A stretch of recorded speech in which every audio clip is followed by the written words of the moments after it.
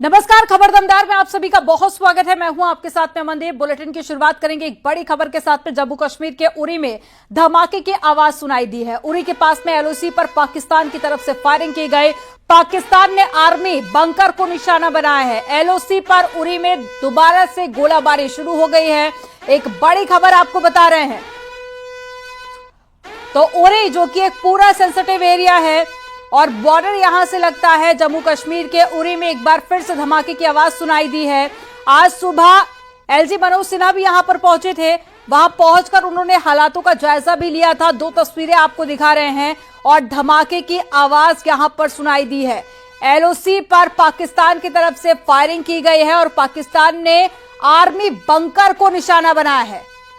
Civilians और साथ ही army पर अटैक करने की कोशिश बार बार पाकिस्तान की नाकाम हो रही है, क्योंकि भारत की तरफ से पूरी तैयारी की गई है। कल भी जानकारी दी गई प्रेस कॉन्फ्रेंस करके कि कैसे पाकिस्तान की तरफ से 300 से 400 ड्रोन से हमला किया गया था।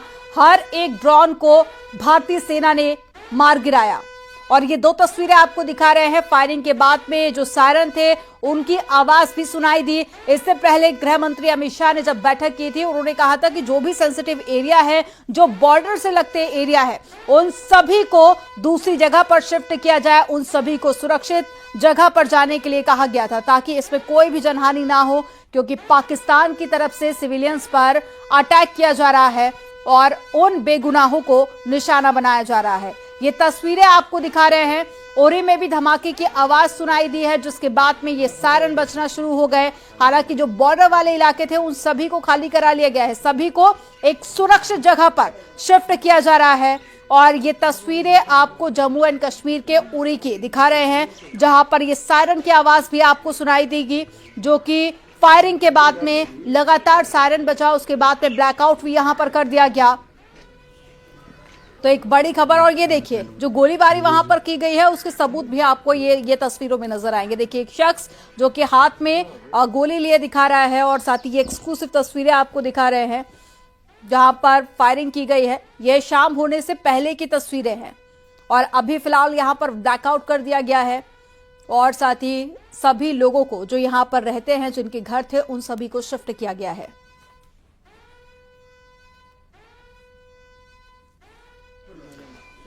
तो जम्मू कश्मीर के उरी की तस्वीरें आपके सामने हैं। एक्सक्लूसिव तस्वीरें आपको दिखा रहे हैं, थोड़ी देर पहले की ये तस्वीरें। और देखिए, आपको ये एविडेंस इन तस्वीरों में साफ नजर आएंगे। ये वही इलाका है जहां पर फायरिंग की गई है। पाकिस्तान की तरफ से बार बार नाकाम कोशिशें यहां पर की जा रही है। कायराना हरकत के सिविलियंस को निशाना बनाया जा रहा है। आर्मी के जो बंकर्स हैं वहां पर गोलाबारी की गई है और ये वही इलाका है जहां पर पाकिस्तान की तरफ से फायरिंग की गई है। जम्मू कश्मीर के उरी की एक्सक्लूसिव तस्वीरें आपके सामने और इन तस्वीरों में आप वो धमाके की आवाज भी सुन पाएंगे। उसके बाद में जो सायरन बजा उसकी तस्वीर भी आपने सुनी।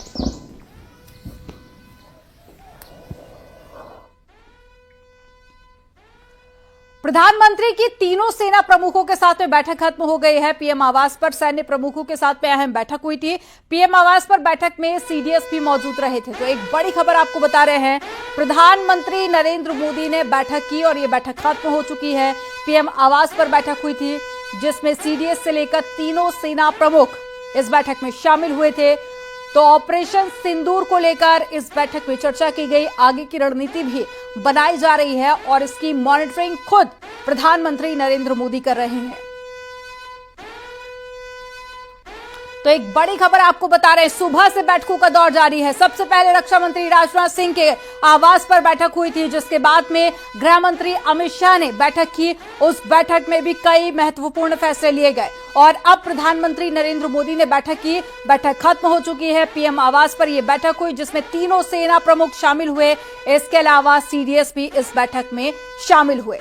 तो पीएम नरेंद्र मोदी और साथ ही जो केंद्रीय मंत्री हैं लगातार बैठकें कर रहे हैं। कई बड़े फैसले सरकार की तरफ से लिए जा रहे हैं। विपक्ष के भी स्टेटमेंट आ रहे हैं सामने। विपक्ष का कहना है कि वो पूरी तरह से सरकार के समर्थन में है। ज्यादा जानकारी के साथ में अनूप गुप्ता जुड़ गए हैं। अनूप, बैठक को लेकर क्या जानकारी मिल पाई है?